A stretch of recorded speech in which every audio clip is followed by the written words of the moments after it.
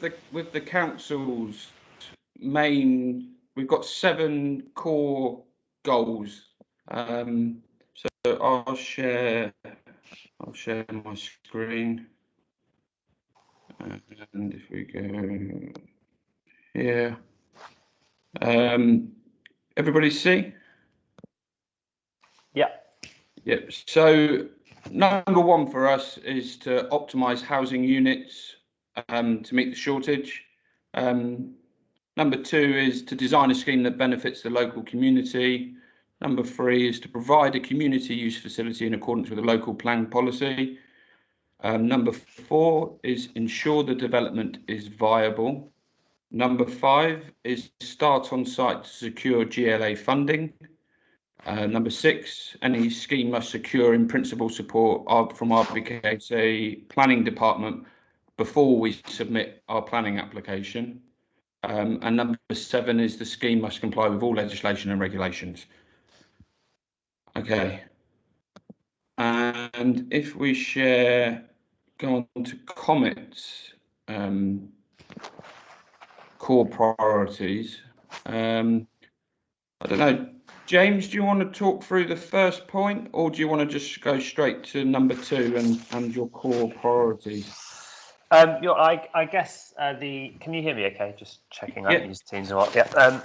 I think the first section is not necessarily our sort of negotiating position, so to speak, but it's important, I guess, for us as a community group, sort of set up the position that we're sort of arguing from.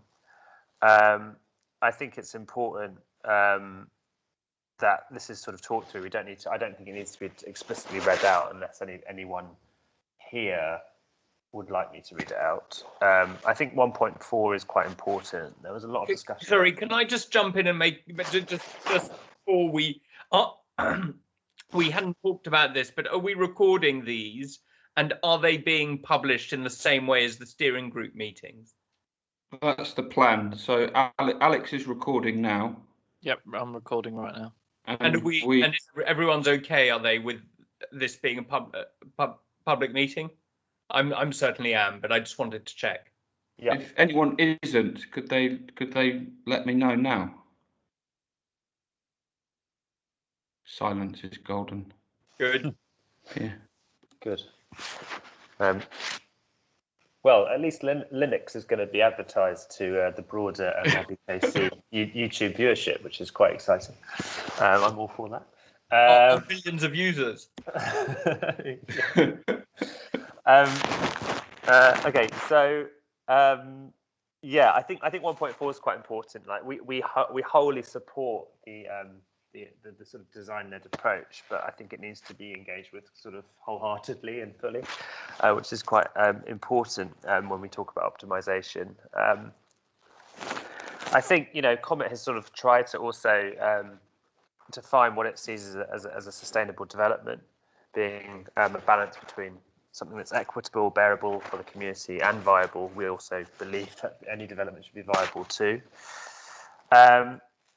We thought it was also very useful to flesh out a sort of co-design theory, where I feel quite fortunate that this will be recorded on an RBKC website to sort of to put forward this idea from Arnstein's ladder of participation, which I think we can review at our own time, but it defines certain levels of community control within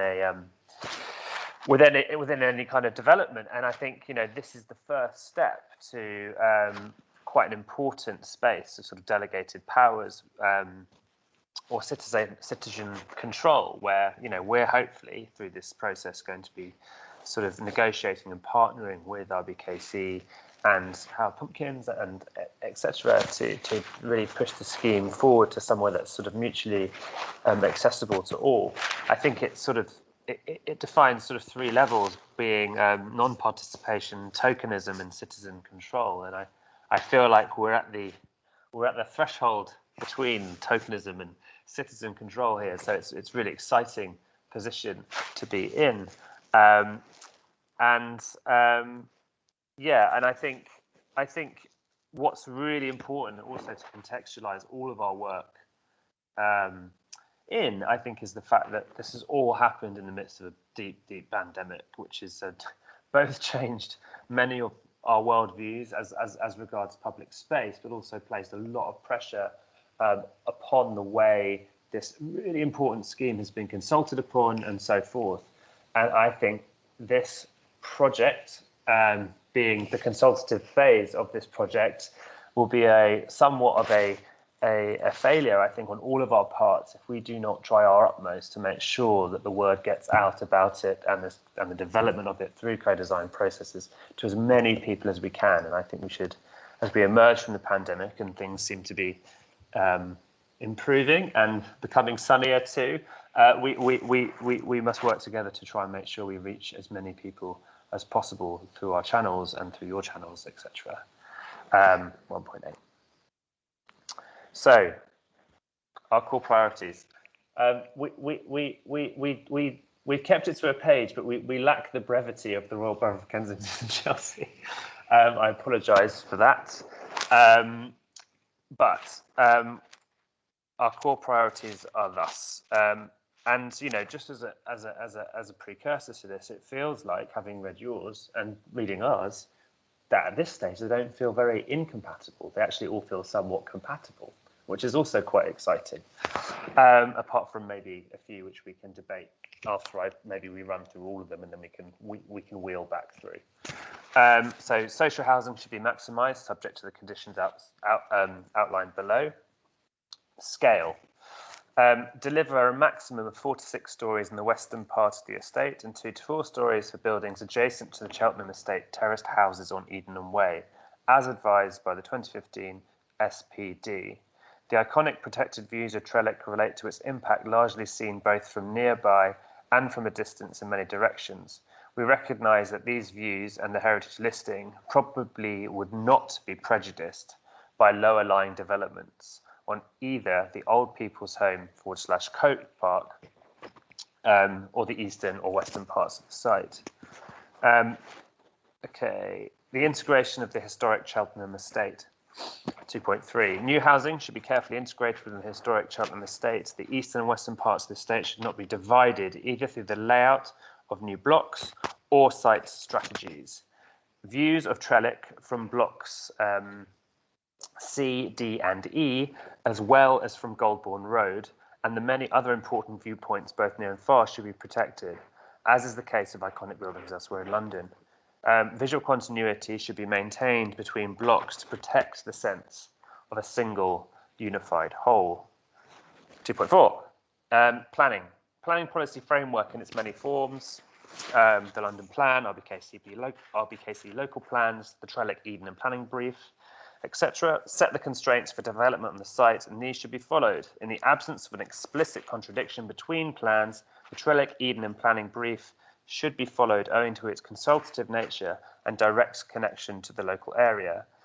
Cherry picking from policy to justify action or inaction should be avoided at all costs in the co-design process. 2.5, the proposed layout and site strategies should not impact the existing residents and businesses in a negative way. This includes overshadowing, rights to light, service vehicle access, wind tunnelling, noise and air pollution, both during construction and after the work's completed. 2.6, graffiti wall. The history and legacy of the artistic activity of graffiti on the site should be preserved. The scale of the walls and the space for community events and social gatherings should be retained, with a focus on preserving and enhancing the existing graffiti wall space where this can be done without unreasonable trade-offs against other amenities, particularly the supply of housing, other public spaces and community provisions. Public space. A broad view of the Trellick Triangle's open spaces must be taken into account in the design of the scheme. Integration of safe open spaces into the existing network of Meanwhile Gardens and Goldbourne Square is critical. A ball court must be retained within the immediate area. The co-design board is happy if the red line of the scheme includes the Trellick Meanwhile border to the north, if that facilitates, if play and sports provision must be within the notional red line, and that facilitates its inclusion. The pedestrian area outside the existing Block C is an important amenity to its residents and forms an essential and well-functioning part of the public realm. Including it in the red line of the scheme is only acceptable if it remains a pedestrian-only space and its original features are retained and enhanced. The design and configuration of the public spaces should preserve and enhance the unique urban culture and townscape that has developed incrementally on the Cheltenham estate over 40 years. A tabula rasa approach that ignores this heritage and its value should be avoided at all costs. Commercial functions, 2.8.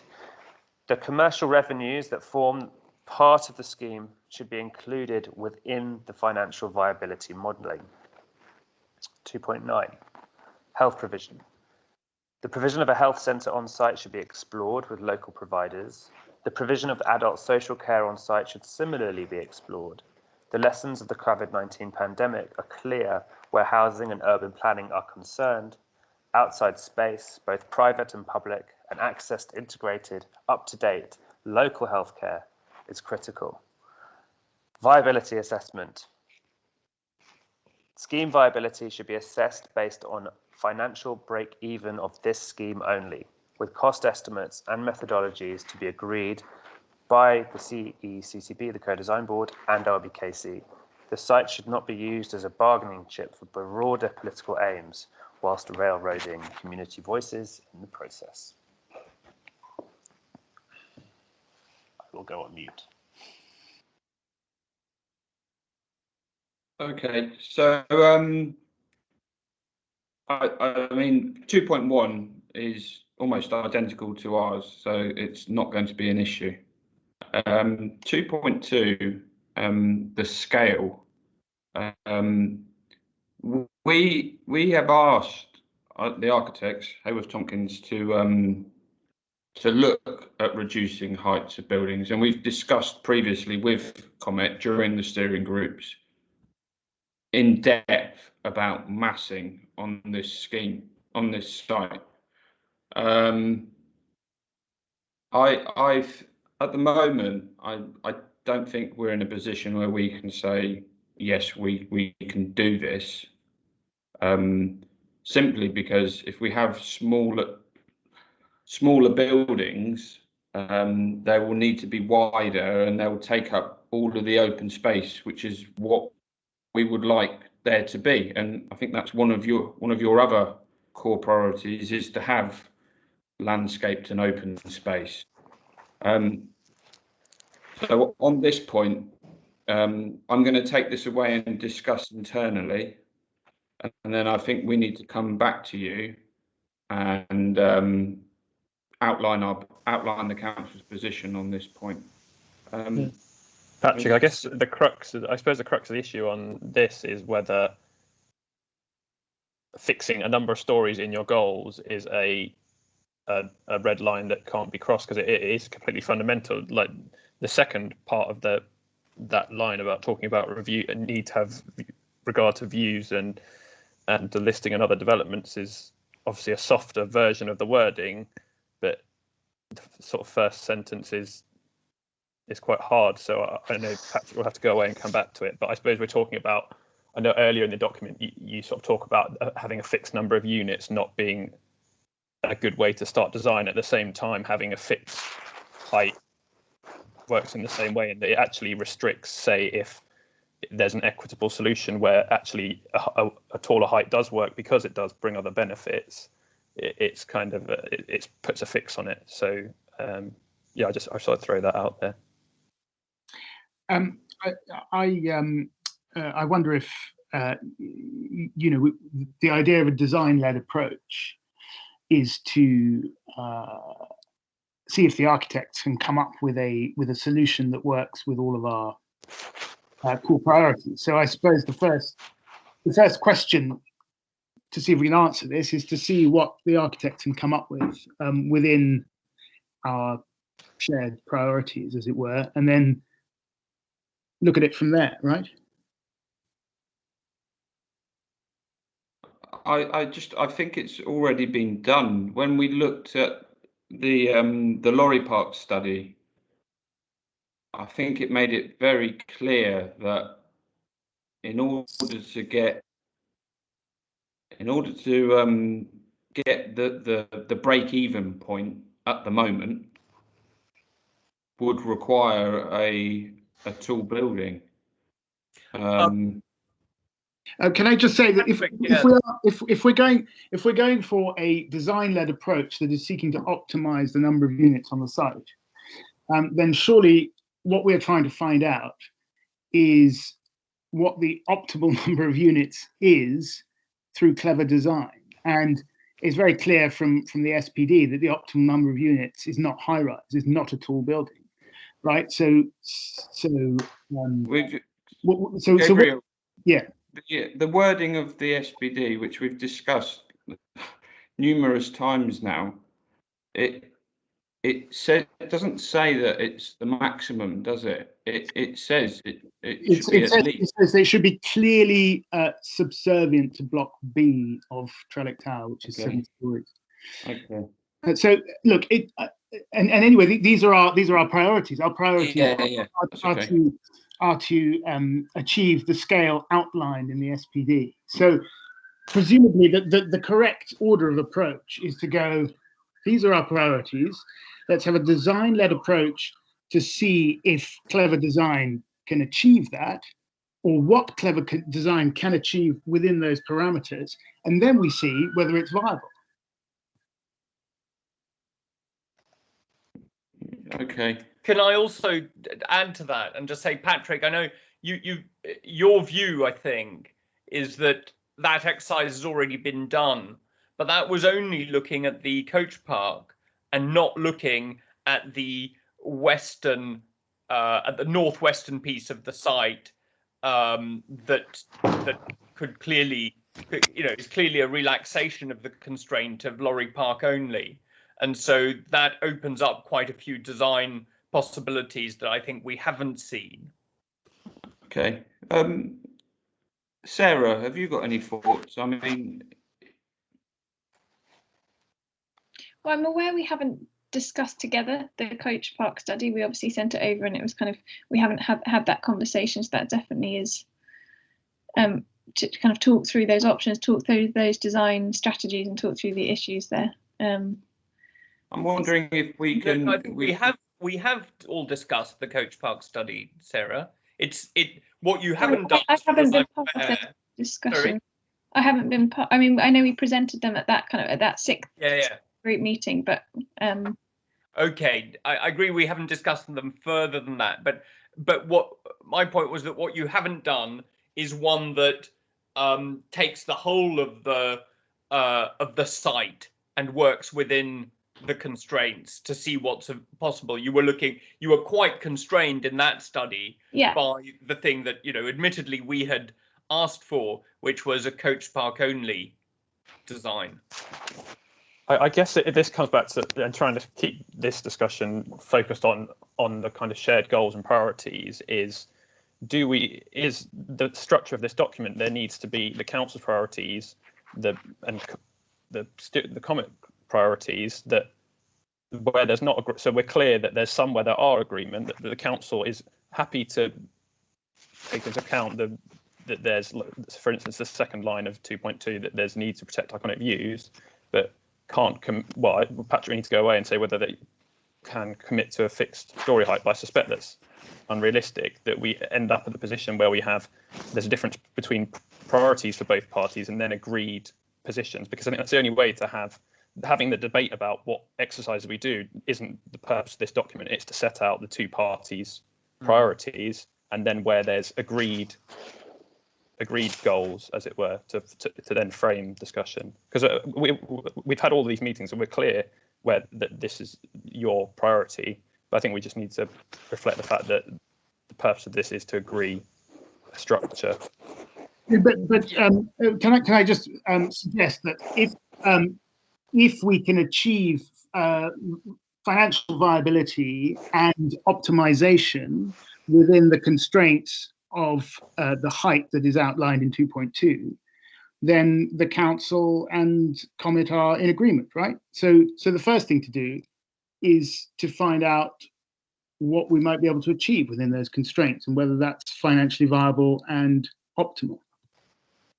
Okay. I think, Sarah, you're going to be getting an instruction after this meeting to have a look at, maybe you take the Coach Park study and then make it wider so it covers the whole scheme, and see what the effect is on massing and possibilities with 2.2 in mind. Just so we have a report that shows it's being considered and if it is possible. Mm-hmm. And I guess, I mean, the viability figures that kind of the council have, presumably like that work is done, and how does that relate? Yeah, so can you, at the moment, can you put 110 units with the parameters of 4 to 6 stories on the western part and 2 to 4 stories adjacent to Cheltenham estate? That's a question that we need to explore, isn't it? Can I just point out that if so 110 units wasn't in your 7-point plan. Your 7-point plan says viability and optimization. Yeah, I mean, we at the moment, the viability model, out of the model, the number that comes out is 110, and it does not include the commercial side. So we're gonna go away and look at that. We have had discussions. At the moment, it's looking that the commercial unit, with the rent that we estimate we can get, we're going to break even on the cost just for the commercial side. But we're reviewing it, and we're seeing if there's any way we can get a higher rent so that we could actually make money from it, so then it could reduce the units. But at the moment, it's not. And obviously commercial, but the planning policy is community and social use. So it could have obviously it has a commercial element to it, but that being the use. Yeah. Can I just suggest that, you know, I think we have had the viability discussion, and what we I think have all come to the understanding of and agreement of is that you can make any size of development viable by mixing the market and social, by changing the market and social mix. So what I think that, you know, what I think a really useful thing to do would be the following, would be for Sarah to go off and not have a specified number in her head, but to say, what is the design that does in fact satisfy the principles on both sides? And then if that comes out at a very small number of units, clearly the council at that point is going to say, yeah, but wait, we represent all the residents who don't live there yet, and we take their interest into account, and we are simply going to say this is too small. But that's the way it should happen, right? Rather than starting at 110, we should ask Sarah to say, take these principles, take the union of the two principles, tell us with your clever design and brilliant skills how many units that gives us, and then there's the kind of moment of reckoning when either the council says that's okay, or says, sorry guys, we have to think about all the other, the wider interests. We are going to say that we need this many more. I think that is the very definition of a design-led approach. Okay.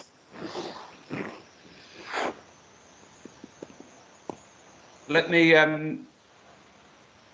me discuss internally, and I agree. I think that exercise might be beneficial. It might come up with something completely different than what we already have. But I guess this is the point I was making. I'm not too. Sorry, go on, Sorry, Dan. Pat. So that's the point I was making about the wording of this. Is it because even that exercise? So if it says that that's not achievable, it goes either way.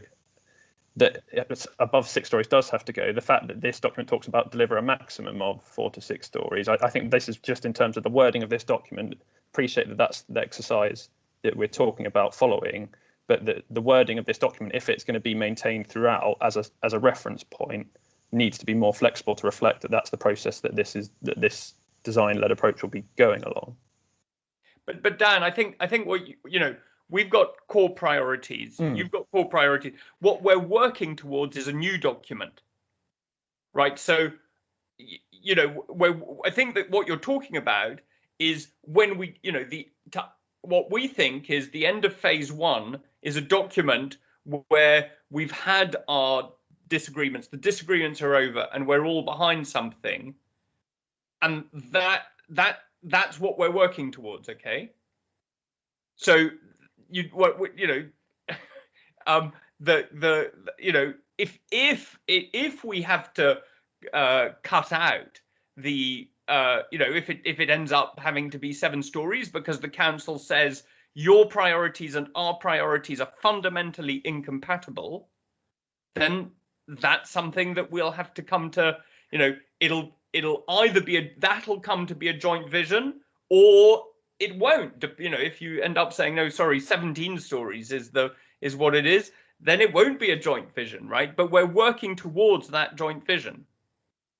Yeah, no, complete. I think that's more helpful in saying that we need to end up with a document that blends the both of them. I think it's just, it's helpful that these are I think we just need to have what are the priorities and what are the points of agreement now, so that there's clear, even going into the exercise, that there's actually a list of points of agreement that won't need to change and are regardless of the approach, but that there are then priorities where there isn't agreement at this point, and hopefully, like you say, we come to the point where they're all agreed priorities. But there's, at the moment, there's no, strictly speaking, there's no inconsistency between our priorities and yours.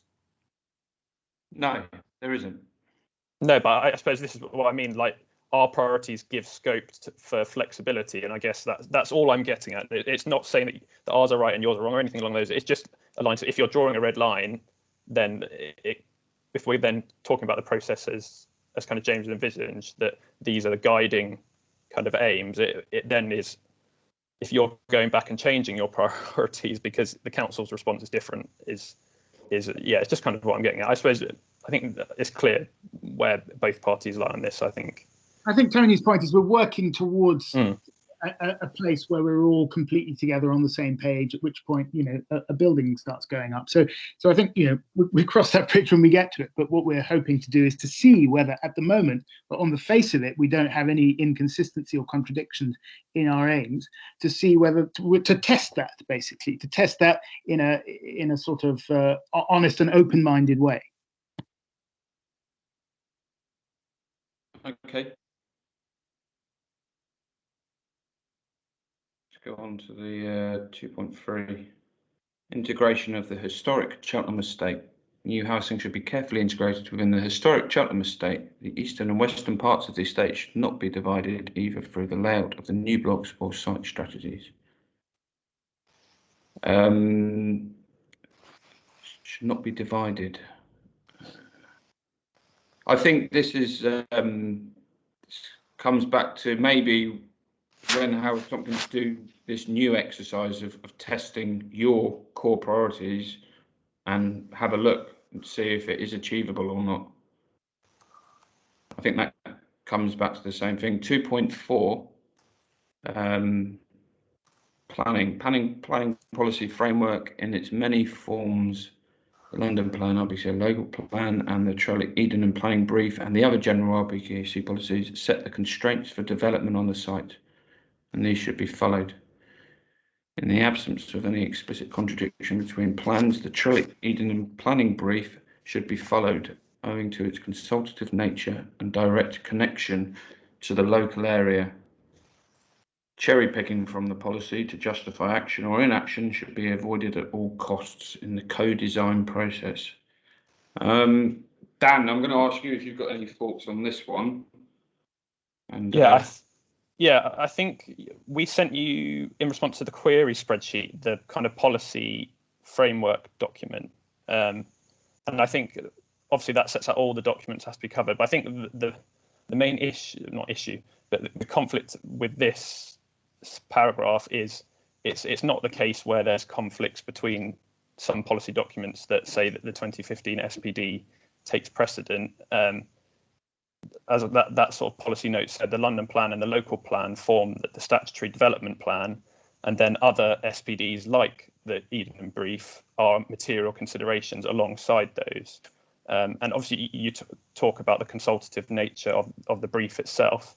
The local plan they're consulted in the same way, so that they're all consultative documents, and the point about cherry picking from policy is completely true, because any scheme will have to consider all policy, and where some compliance with some conflicts with others. And I guess this goes back to the point that I think we've mentioned before, that ultimately we're trying to design a scheme that meets as much of the various policies as possible, but ultimately the degree to which any scheme is acceptable against that won't be determined by this part of the council. It will be determined by the planning department in their decision-making process. And we can only, the wording that was in that policy note is all we can refer to, that we have to give precedent to the development plan and then have material consideration to the other ones. So I think it's just a slight divergence from this, that it's not the case that just the 2015 SPD is followed where there's conflicts. Sorry, I don't go on, think Gabriel. Yeah. I don't think that is what this item meant to say. I think the point of this item was to say that in the absence of any direct conflict between the London plan, the local plan, and the SPD of 2015, the SPD should be followed because of its consultative nature. So obviously, if an item in the SPD has been superseded by something in the London plan of 2021 that directly contradicts something in the SPD, then we understand that London plan will take precedence where it directly contradicts it. But in the absence of a direct contradiction, we believe that because of the consultative nature of the 2015 SPD as adopted by the council in 2015, that should be followed in the absence of a contradiction. Okay. And the point about consultation, I think, is an important one to restate, because I do understand that larger policies are consulted upon, but having dug into the history of that document itself, it was consulted upon in the hyperlocal area, which is our whole purpose, you know.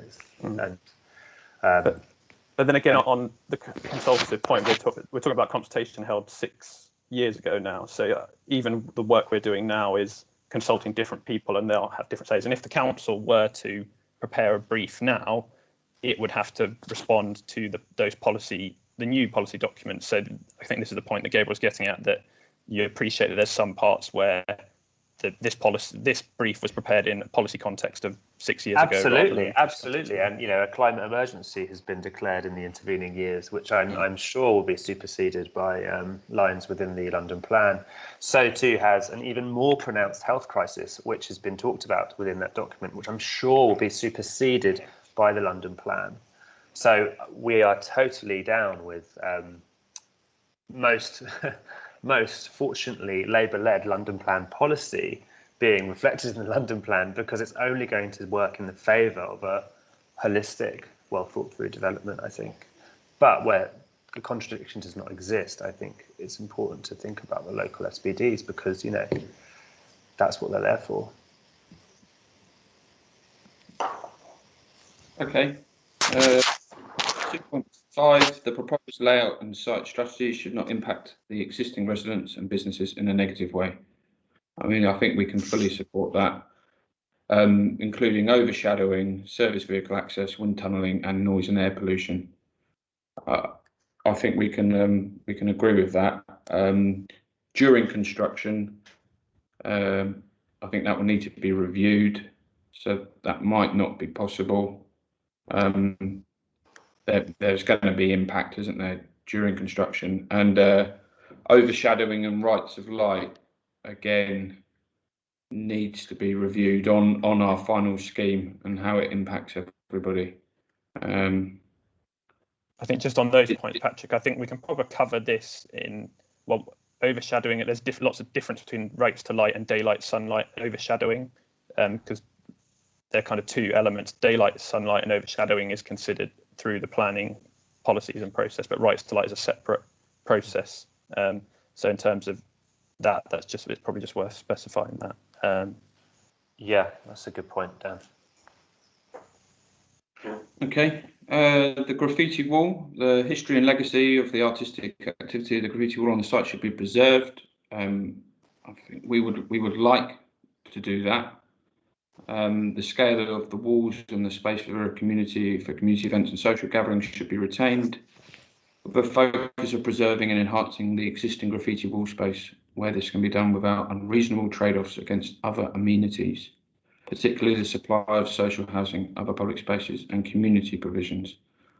I mean, we've produced a graffiti study. We've done 2 of them, and we would like, if we can agree the goals, the co-design to look at this and together collaboratively come up with a scheme that covers 2.6. Yeah, and I think that, you know, to this end, I think the retention study that Sarah and her team did was very, very well received, and I think it was a great first step in this process. I think I guess the thing that everyone was slightly the hard graft is going to come through it being an integrative approach where it bakes everything else in. But yeah, it was a great thing to see in this process. Let it be minuted. Okay. And I think the important point which we're trying to raise in this is that there's 2 points. I think one is concerning the fact that the graffiti community shouldn't be alienated, or it should be seen to be an alienating presence, such that their accommodation leads to sort of trade-offs that are kind of quoted against. The scheme that we're going to have to develop collaboratively through this process is going to be about trade-offs for everybody, I suppose. So they can't be used as a scapegoat. I think that's really important if they're going to live here peacefully with all other residents. And the other point is, the principal infrastructure upon which they paint is also historic infrastructure. Now, that conforms to the original plan form of the estate, which I think should be restated, apart from some of the walls, but I think it's an important point. 2.7, a broad view of the Trellick Triangle's open spaces must be taken into account. The ice cream man's outside. Hang on a minute, I'm going to get Mr. Whippy. So a broad view of the Trellick Triangle's open space must be taken into account in the design of the scheme. Integration of safe space open spaces into the existing network of Meanwell Gardens and Goulburn Square is critical. Okay, I think we can agree with that. A ball court must be retained. That should have been in our. We want to have a ball court, whether it's retained or a new one is provided. We would like a ball court in the scheme. 2.7.3. Can I just jump in here, Patrick? Yeah. It's just been asked a few times. To our point about the red line, what's your view there? Or maybe it's a Dan question, or both. But regarding the extension of the red line, because I know there's been lots of HT studies about looking at it to the north, and so when we say inclusion within the scheme, will it mean that the red line has to sort of bobble around if the optimal place for it to be is somewhere else, maybe to the north of the site on the Meanwell Trellick border, or is it? Do you know what I mean? Can our red line shift and adapt and change? I mean, from a planning perspective, if we're proposing it in an application, it has to fall within the red line because any development has to be within the red line in order to be considered. But as to how far the red line goes, I mean, that's more RBKC.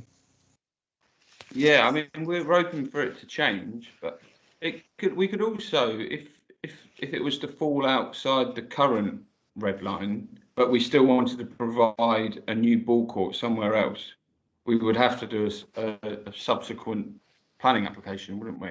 So it's really just a planning. From our point of view, it doesn't matter if it changes. It sounds to me as if there are huge benefits from extending that red line, both for the ball court and for some play area, and that it'll really increase the number of options that we can consider without having to worry about compliance with very specific rules. I guess it in principle, yes, and then is the viability kind of assessment. But as we kind of have looked at from the framework study, which we forwarded on, there are kind of initiatives to the north of the site anyway. So there is potentially some kind of economy, and that's the joined up thinking that we need in that area, which is why it kind of seems particularly interesting to pursue. But it doesn't necessarily have to also be a separate application. I'm imagining, Patrick, so it could be part of the same. But didn't you tell us at one point, but maybe my memory fails me, that it's a GLA requirement that the ball court be retained within the scheme? So I thought that we had some discussion like that during the steering group sessions. And that yes, it is one of that any sports kind of facility will be re-provided. But it doesn't mean in the location. It's just as part of the. It's flexible how you do that and where, I think. But we did but then we did have that conversation about play area, didn't we? Where it had to be within the. I think Dan told us. There's the red line. So the play space is effectively you plug in the number of units into a GLA calculator and it coughs out the areas of play space which have to be provided, and they're categorized into kind of 3 different tiers. So there's 0 to 5 play space, which has to be doorsteps, has to be within a certain proximity to the site, and then it gives you next play space, different age groups effectively. So that's a kind of depending on what number you end up with, coughs out the number of play space, but it does have to be provided. So it can't all be provided on or off site. It does have to be, some of it has to be provided. So it sounds as if even for we'll get more wiggle room if we change the line to include the meanwhile play space that's just on the border of the site. There's a balance between if we're providing units, you can't rely solely on play space that exists at the moment because we're generating more demand for play space. So again, we can get into the detail of it, but there is it doesn't have to be included in the red line, the existing play space. It's only if anything that we're proposing to build or deliver has to be within the red line for planning purposes. But relying on other parts that are outside the red line, it doesn't necessarily have to include them. Yeah, I mean, I think the council is happy to look at the red line, and if it needs to be amended, then at the moment I can't think of any reason why we wouldn't consider that if it allows us to put the ball court within the same planning application. It would make things a lot easier. Does anyone think of any negative or issues with doing that? Well, I guess obviously the kind of intensity of the development and the viability, and obviously it's going to kind of pushing the red line. There's the extra area that you kind of are encompassing within the scheme, and the budget doesn't necessarily increase. So it's weighing that up, and just to be aware as you kind of progress that idea. I guess the other point is the cost of the landscaping, because we're going to put a ball court in anyway. So, but you're just increasing your area of landscape, aren't you? So either it's in the middle of nowhere, and that's what it is, but and accessibility and those things. So just to be, it's not necessarily an obstacle, just a consideration. Okay. And then with the meanwhile hat on, I should say that obviously, I think it looks as if there's not quite enough room without taking a chunk out of the meanwhile space on the north of the tower, and obviously we feel strongly about that, but. Meanwhile, is very willing to make the overall scheme work, particularly in view of the fact that there will be other bits of green space that are that'll be added. Okay. The pedestrian area outside the existing Block C is an important amenity to its residents and forms an essential and well-functioning part of the public realm. Including it in the red line of the scheme is only acceptable if it remains a pedestrian-only space and its original features are retained and enhanced. Okay. I think that's something that we can look at as part of the next design going forward. Any other comments on 2.73? I mean, I think to be honest, that was just included because of the traffic study in session 5, which showed the service vehicles driving through it. Which obviously, I think to the residents of Block C would seem to be a suboptimal solution. Okay. 2.7.4, the design and configuration of the public spaces should preserve and enhance the unique urban culture and townscape that's developed incrementally over the Cheltenham estate over 40 years. Tabula rasa approach that ignores this heritage and its value should be avoided at all costs. Okay. I mean, again, I think that's something that we can look at and see how we can shape the design to make sure that the heritage is retained where possible. I don't think that's a problem. 2.8, unless anyone has anything to add to that? Well, it's an amazing space, you know.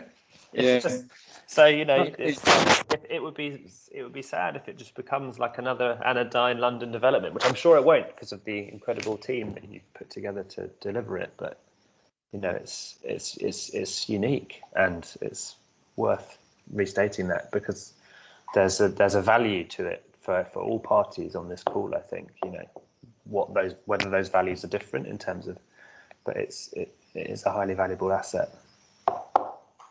Okay. 2.8, commercial functions. The commercial revenues that form part of the scheme should be included within I completely agree. So we'll look at that and we'll come back to you once we include that in our financial model. 2.9, health provision. The provision of a health centre on site should be explored with local providers. Provision of adult social care on site should similarly be explored. Lessons of the pandemic are clear where housing and urban planning are concerned. Outside space, both private and public, and access to integrated, up-to-date local healthcare is critical. I think we agree with that. I think there is wheels in motion is it Kensal Road or Kensal Square already for a health centre, which is very close. But we are still exploring what the community space will be used for.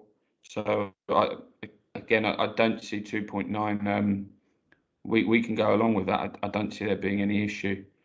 And Patrick, I do think that, you know, it'd be worth, I don't know how we do this, but it'd be worth taking an integrated view, because the Kensal Road space could also be co-working space, for example. And my understanding from talking to CoMMET members who are GP CoMMET members is that they don't want the Kensal Road space as a GP surgery. So how do we make sure that the conversations about Kensal and the conversations about this commercial space are joined up? I think Kensals, I think, is much further on than Edenham, and it's whether I think it's happening, and it's whether there is a need for the space on Edenham. Alex, I mean, have you got any more knowledge on the Kensal scheme? Yeah, well, I just want to chime in on that. So we we talked directly to the NHS, and obviously that need for around Kensal was identified. I mean, if this is coming from GPs that are, sorry, Tony, what you were saying, GPs that live in Trellick, or No, not that live in Trellick, but that are members of CoMMET. So oh, sorry, okay, who are local GPs, members of CoMMET, who've been proposed the Kensal space, but have refused it. right, okay. Well, I need to pick that up with the NHS, because we've been told that the NHS want this amount of space, and that Kensal Road's been identified. Again, I'd need to check with Martin if this is going ahead, but it has been identified as a potential space for them. No, I know. But we can't, and I'm not saying that's not saying that Kensal's now been identified and is going to be that space, and then Edenham there's going to be no healthcare provision. There might be both at both spaces. There may be healthcare provisions for certain services. So we're not saying that it's up to the or presumably the other, because Kensal isn't. I mean, it's at the demolition stage, right? I mean, it's still wide open in terms of what that space is actually used for. And I think I've seen the plans. Then they're generic plans. They're not specific plans for a health surgery. So all I'm saying is, how do we have it? A need for X is going to be identified in one of the two spaces, and Y will be identified for the other space. How do we make sure that there's a joined up conversation about how we allocate X and Y? Where is the best site for co-working space? Where is the best site for a health centre? I guess just to chime in on that, in terms of it's the NHS, so it's a clinical commissioning group. They're responsible for looking at that bigger picture from their own facilities. So if it's your GP, that's where, if you can put pressure on your GPs to liaise with whoever their contacts there, because it's kind of like a top-down approach where the clinical it's a tongue tire, clinical commissioning group dictate where the amount of space they need and where it needs to be. And if they're this is where you can ask the question, but it's kind of, if we're providing scheme, we have to provide it on site. If we're proposing co-working space, it has to be on site, because that space on Kensal Road is allocated for that space in the planning commission. So we can't rely on that coming forward or not for our own provision. So it just needs to be, if you have contacts, you can push your end through that clinical commissioning group, and then when we consult with them, they'll say, well, actually, yeah, we have identified need on site. Okay. So just to get this clear, so if the CCG said, we need this amount of space, it doesn't matter to us whether it's Kensal or Cheltenham Estate.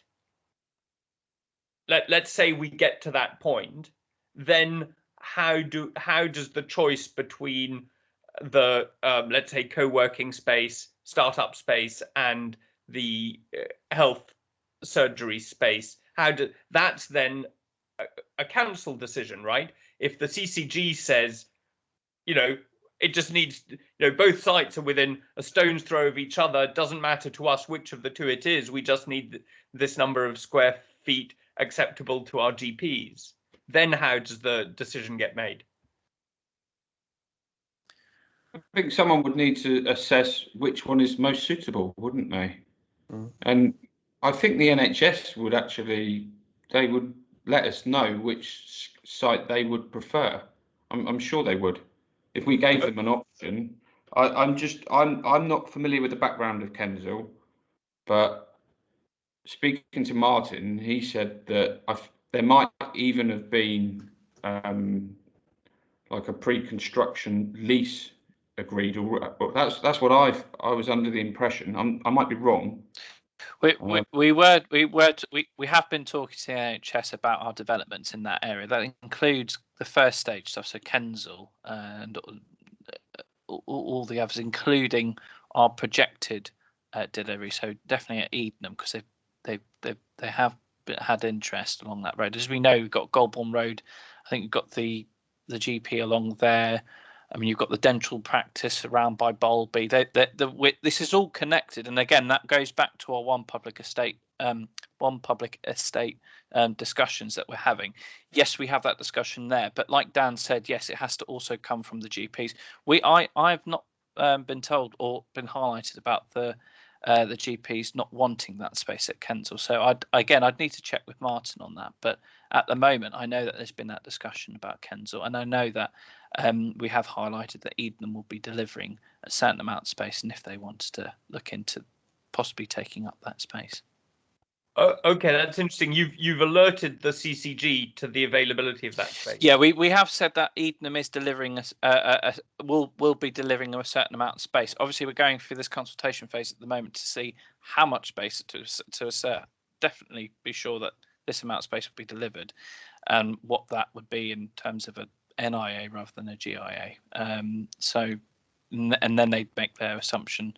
Or their decision, I mean, or if they need that space or not. That's really useful. Thank you. CoMMET will talk to its GP members and see, whether what their routes are to being heard within the CCG. Yeah, no, definitely. Two-pronged approach. Yeah. Can I raise the question of adult social care, because I know that a lot of people, certainly on the Edenham side of the estate, mourn the loss of the old people's home. I know that, I think it's something of great importance to people here. We know there's an adult social care crisis. I just wonder whether this question and option has been floated with regards to the potential health centre, because I know it would certainly meet with a lot of support from a lot of the residents here. Again, I think it's the case of going to the CCG and saying we have this space, and they determine. I don't know their own processes for determining it, Gabriel, if I'm honest, but they have their own checks and capacities of how they allocate those spaces. Wait, and what social care is Social Care NHS. It isn't, is it?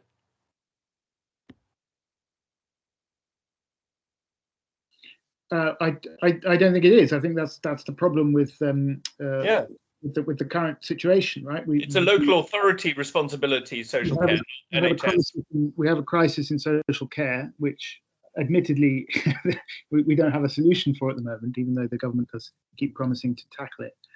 But it is obviously a massive issue, and maybe the right solution for the health centre here would be to reinstate what was originally here, or in some capacity.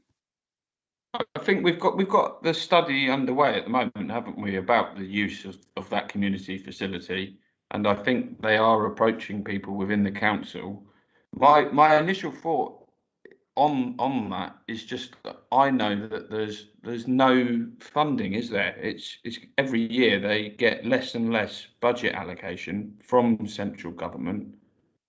And there would be cost involved in even when it's built, there will be costs involved in running it. We can explore it. The good point with 2.9 as well that everybody should be aware of, and correct me if I'm wrong, Dan, but that what we do with the community space, we can continue to discuss and explore after planning is submitted. Yeah, all the planners have asked for is that we can demonstrate that whatever space you provide can be used, and that you don't end up with a white elephant of just a vacant unit. Say if it stays under Trellick Tower, that there's no interest in anyone taking up, and it can't actually even generate any support. And I guess this goes back to the point of 2.8 of making sure that whatever goes in there is factored in the viability modelling. There's again trade-offs if we're talking about uses where the council does have to front the cost, then that's got to be factored as well. Okay. I mean, yeah. So 2.9, we're continuing to explore. And apologies if this covers old ground, but Dan, is it that the use class of that community space it has to be sort of totally community use, or in your preliminary conversation with the planners, can it be have they specified a sort of a mix, or are they agnostic about the mix provided there's some? Has there been any specifics on that?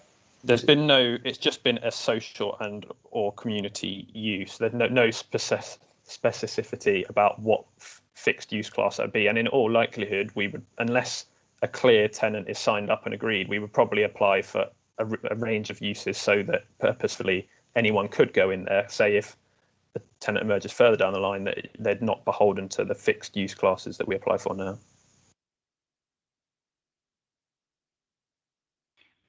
Okay. 2.10 viability assessment. Scheme viability should be assessed based on financial break-even of this scheme only, with cost estimates and methodologies to be agreed. This site should not be used as a bargaining chip for broader political aims whilst railroading community voices in the process. Okay. I think we agree with that.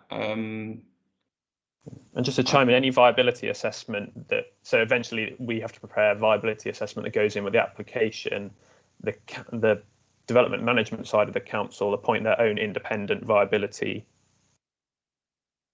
consultant who will review that and prepare an independent report that says that yes, this is accurate or no. So that's just in terms of process, just to make people aware that it's not the case that when we submit it, it's agreed. The council, the other part of the council would appoint their own viability consultant.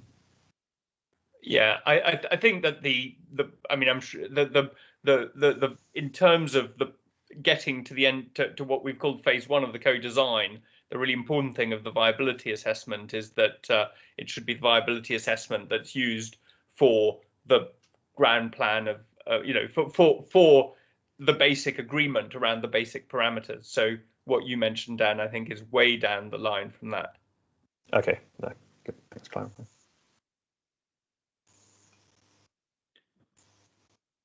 Okay.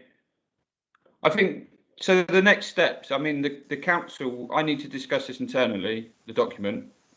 We need to respond to you formally. And then we need to look at the programme, because one of our is securing the fund. We need to look at how and if, with the timing, we can do this. And then we need to let you know later in the week, I think. I mean, ideally, we just need more time. I think that's the problem. Okay, let me come back to you.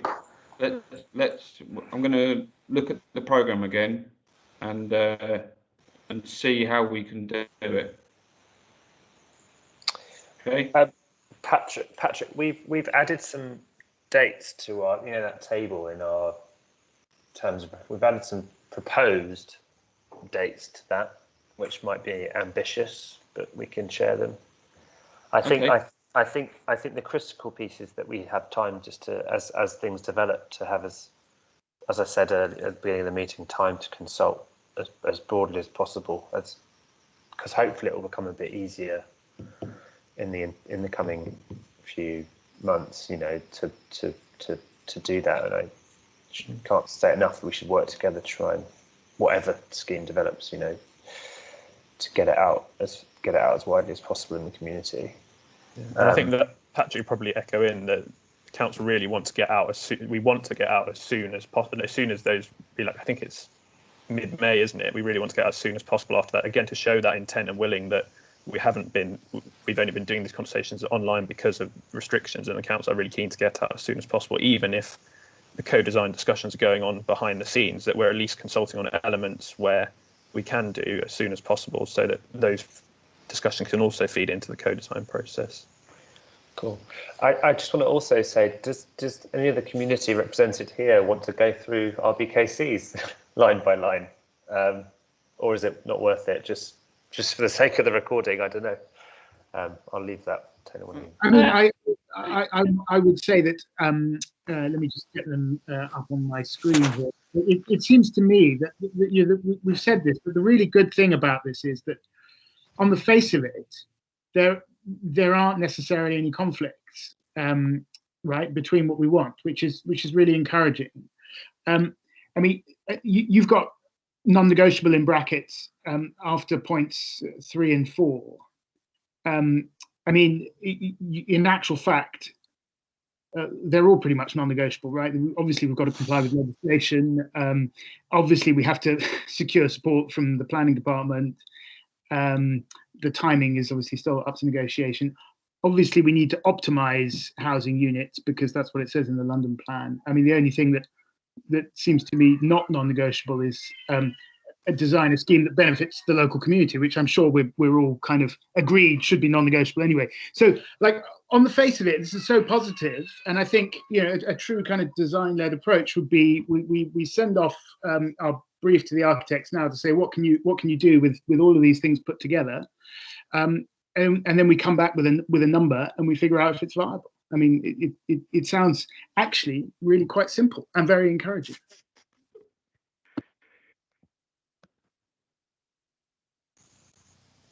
Yeah, I'm not sure if Sarah thinks it's going to be. But actually, can I make a point about that, Sarah? Because actually, you know, Sarah's brief will be, here are, like, there are really only two points that are non-negotiable for the council, right? Which is provide a health centre,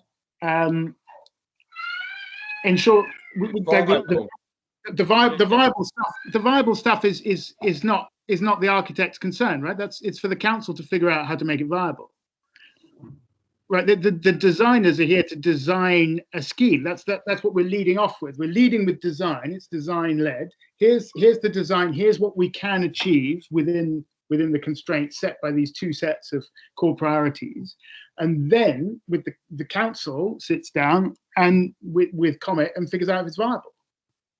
Right, so say Sarah designs a scheme with 65 units,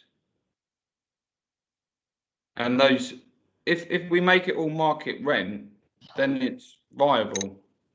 The issue we have is the social rented properties. No, I get that. I think that's right, Patrick. And in the end, you know, there has to be, you know, the council may want to make what in the end is a political call, which says, sorry, these two sets of numbers came up with 65 units, but we, the council, are going to say we're going to go with more than that. You know, in the end, that has to be an executive political decision, doesn't it? Which is also a design decision, I'd argue, and we are coming from a point of view which is a design-led scheme. Although I mean it's obviously shifting, and kind of this is another kind of round of views, but it's a design-led kind of team and practice, and as all the kind of the planning policy, the heritage considerations, the QRP, the planning, like it is a design-led process that we're already in. So this is another stage of that. So I would kind of argue the continuity of this, and then this is kind of another reason why this process is strong. We're kind of feeding into it again. We're moving on the kind of same direction, hopefully more aligned. And I mean the direction is kind of shifted, but we have begun this kind of process, and it's the right kind of people assembled, and it's all just kind of not making my point particularly clearly, but do you know what I mean? Hopefully it's kind of all moving in the same direction, and that process and the skills are here assembled kind of to do that, rather than a tabula rasa or other kind of words that have been kind of thrown around, I guess. I think that sounds absolutely right, Sarah, and we're feeling, you know, we feel very positive about this process, and we think we'll get to, you know, a very good place with your. Yeah, and I think the other thing to do is also really important. Like this is a really kind of, I mean, just from our point of view, a really interesting kind of position to have got to, and to have this kind of this articulated, but just to also step back and see the kind of the continuity and this as a point in a really long engagement process, and kind of to take stock of the progress that we've made. But it's kind of, again, another step in the process, if you know what I mean. And hopefully it's all iterative, I guess, rather than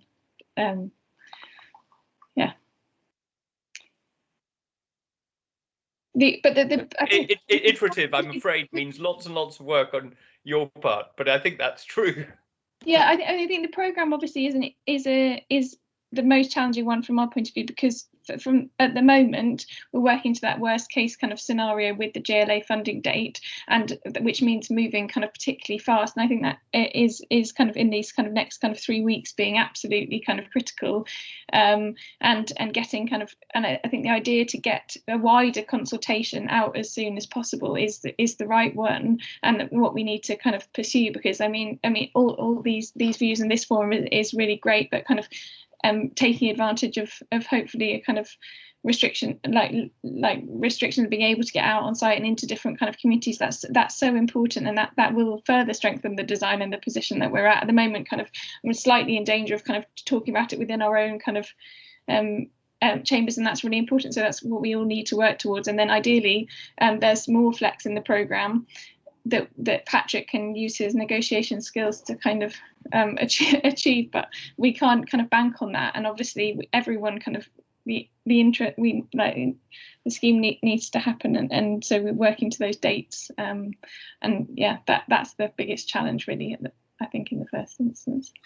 All I wanted to say about the kind of the way that I think this could work really smoothly and quote unquote easily, and I was being slightly facetious, but I think, you know, if we start off with Sarah, you now have like two, on the face of it, not incompatible sets of core priorities. What, with your brilliant design capabilities and your team, can you achieve in terms of numbers on that site? You then come back to us with that, and then we look at, is this viable and is this optimal? I think that's doable, isn't it, Sarah?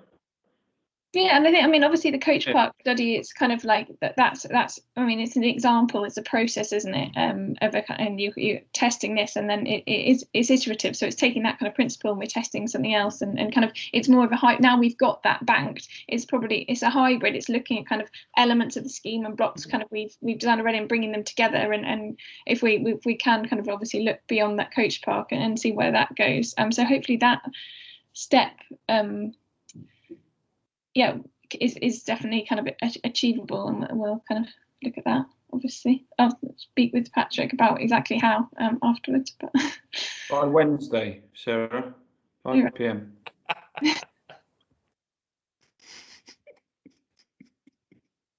I'm glad you think so highly of my abilities. Just lots of Red Bull and late night. No, I think it's really interesting, and then yeah, it's bringing those bits together, and then being able to discuss them and see what they look like, and that's the process, isn't it? And then the priorities also come out in the conversations. But you're right, until you've got schemes to look at which prioritise different things, that's what we need to have.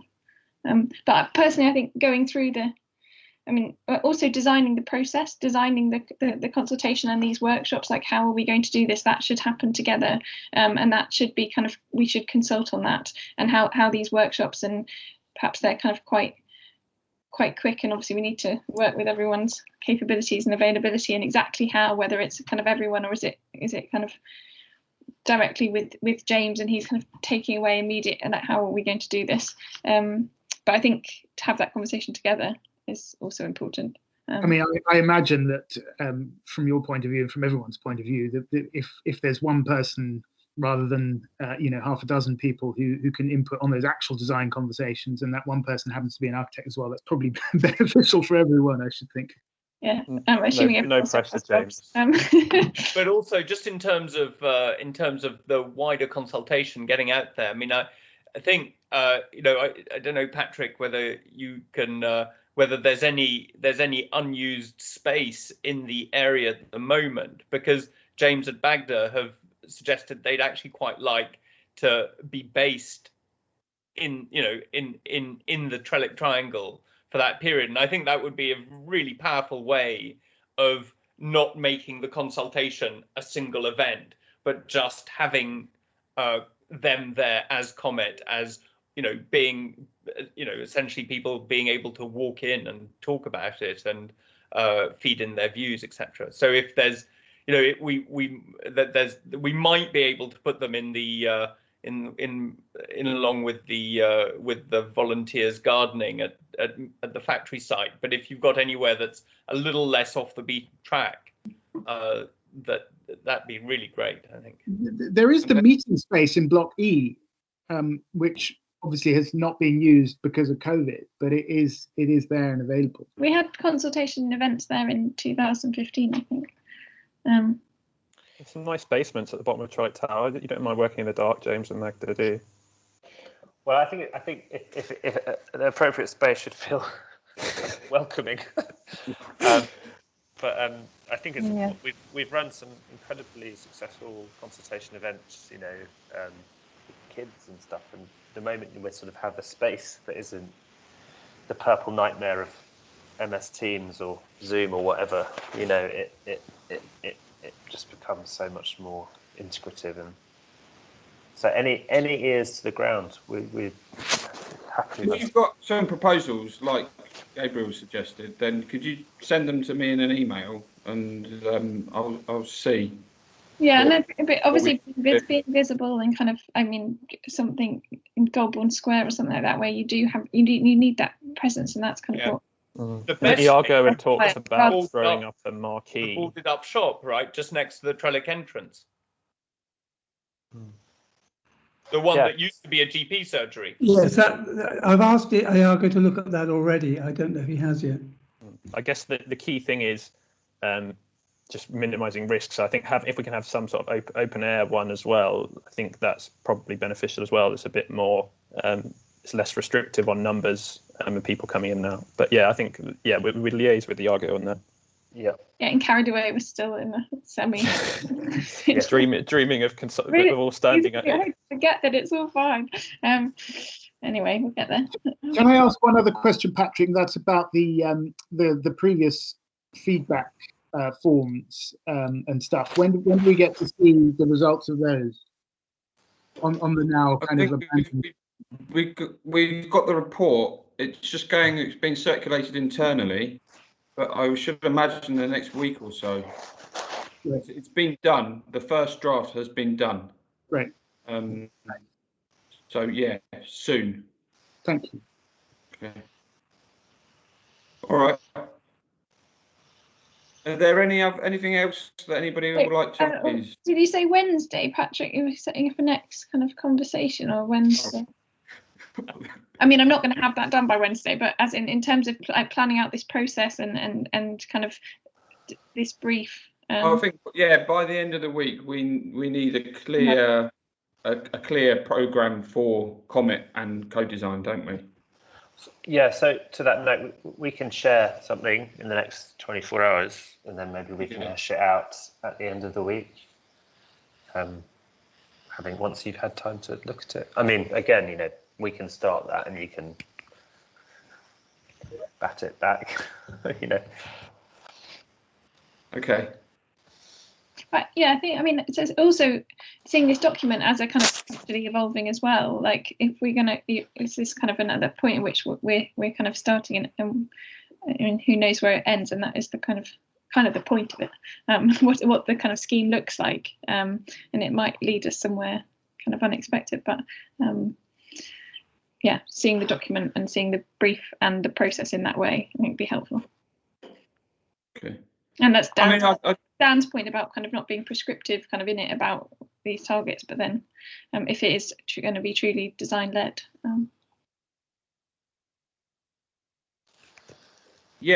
Sarah, the heights that are in CoMMET's core objectives, we need to test them, don't we?